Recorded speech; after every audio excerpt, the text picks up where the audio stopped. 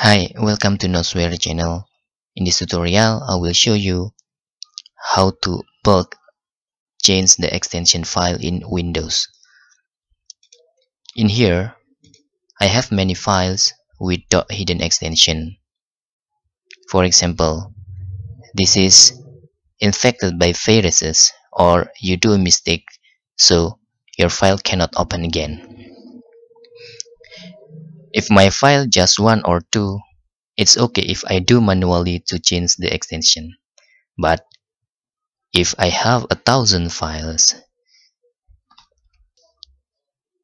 it will spend much time.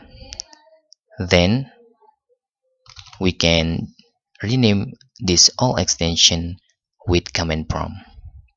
First, we can open command prompt, or you can type in search windows command prompt like this,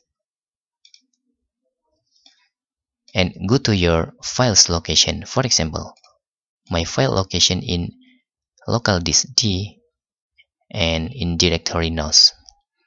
So go to D first, hit enter, and then to go nos you can just click CD and type nos in here.